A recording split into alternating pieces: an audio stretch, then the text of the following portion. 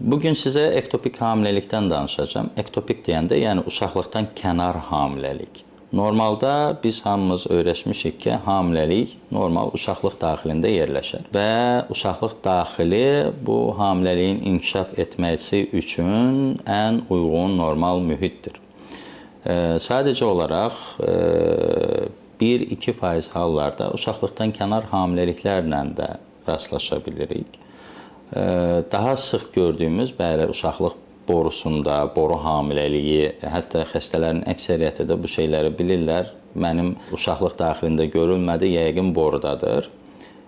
Təkcə boru deyil, uşaqlıqdan kənar hamiləlik həm uşaqlıq borusunda, həm yumurtalıq üzərində, həm qarın boşluğunda istənilən bir yerdə, eyni zamanda uşaqlığın əzələ qatında, uşaqlıqda keçirilmiş keysəriyyə çapıq nahiyəsində yerləşə bilir. Uşaqlıq boynu hamiləliyi, servikal hamiləlik dediyimiz hamiləlik də ola bilir. Və bu halda normal uşaqlıq daxilində inkişaf edə biləcək bir hamiləlik digər yerlərdə normal inkişaf etmir. Qadının həyatı üçün təhlükə yaradır, qanama riski yaradır, həm qarın boşluğuna qanama riski, eyni zamanda cinsiyyət yolundan qanama riski yaradır və xanımın həyatını təhlükəyə ata bilir. Buna görə hamiləlik testi etdikdən sonra, adət gecikməsi oldu, hamiləlik testi etdikdən sonra pozitiv çıxırsa, mütəxəssisə müraciət etmək lazımdır. Bəlli bir şərtlərdə, yəni qanda hamiləlik testinin nəticəsi 1500-ün üzərinə qalxdıqdan sonra biz normalda uşaqlıq daxilində hamiləliyi görməliyik. Bundan əlavə də bəzi kriterilər var. Bu, hamiləlik testinin artma sürəti, məsələn, 2 günə 2 dəfə və ondan artıq artması, sürətini, eyni zamanda bəzi hallarda progesteron səviyyəsinə baxılması bizdə müəyyən şübhələr yarada bilir.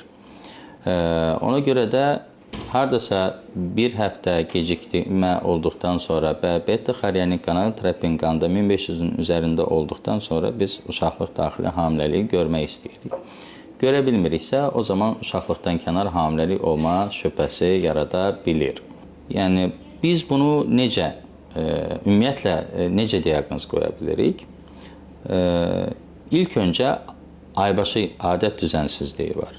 Adət gecikməsi var və yaxud da adətin həmişə olan miqdarından və yaxud da daha tez, daha gec başlaması fərqləri var. Yəni, adətin düzənli olmaması bizim üçün önəmlidir. Nəyə görə?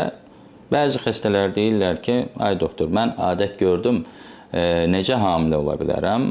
Əslində, belə hallarda da hamiləlik ola bilir. Yəni, adətin həmişə olan normadan fərqliliyi də bizi şübhələndirməlidir. Yəni, 1-2 gün tez gəldi, 1-2 gün gec gəldi, bu dəfə daha az qanama oldu, az-az uzun müddət davam elədi və yaxud bol oldu, sonra azalmağa doğru getdi və uzun müddət davam etdi. Yəni, bu şeylər də bizi şübhələndirməlidir ki, təkcə adət gecikməsi deyil, adət düzənsizliyinin olması altında da bir ektopik, yəni uşaqlıqdan kənar hamiləlik yata bilir. Ona görə də hökmən belə hallarda da doktorunuza müraciət edib problemin nə olduğunu aydınlaşdırmaq lazımdır. Bu, normal gedən bir uşaqlıq daxili hamiləlikdir, pozulmaq istəyir və yaxud da uşaqlıqdan kənar hamiləlikdir, hansı ki, sizin həyatınız üçün təhlükə yarada bilər. Adət gecikməsi var, qanda hamiləlik testi artır, amma normal artmır, uşaqlıq daxilində biz hamiləlik görmürük. O zaman uşaqlıqdan kənar hamiləlik şübhəsi yaranır və bu halda nə etməmiz lazımdır? Doktorunuz dinamikada beta-xorionikinin normal artmasını görmürsə, uşaqlıq daxili bir hamiləlik görmürsə, ultrasəsdə hardasa bir hamiləlik və yaxud pozulmuş bir ektopik hamiləlik görmürsə, uşaqlıqdan kənar hamiləliyi və yaxud görə də bilərik ultrasəsdə, boruda ola bilər, yumurtalıqda, uşaqlıq boynunda, keysəriyyə çapıq nahiyəsində ola bilər.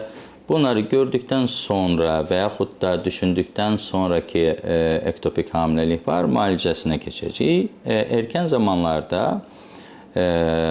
əgər pozulmuş, xəstənin həyatı üçün təhlükə yaradan bir hamiləlik yoxdursa, biz müəyyən medikal dərmanlarla da hamiləliyin olduğu bir yerdə inkişafını dayandıra bilərik və əməliyyat, cərrahiyə ehtiyacı olmaya bilər.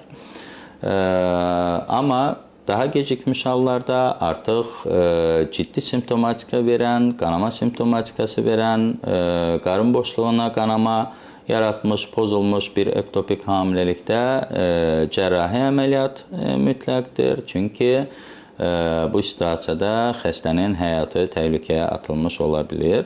Daha çox sıx rast gəldiyimiz boru hamiləliyində boru abortu ola bilir, eyni zamanda boru partlaması ola bilir və nəticədə qarın daxili qanama xəstənin həyatı üçün təhlükə yarada bilir. Bu hallarda öncələrdə əgər daha çox kəsiklə əməliyyat olunurdusa, 21-ci əsrdə, bugünümüzdə laparoskopiyanın inkişaf etdiyi dönəmdə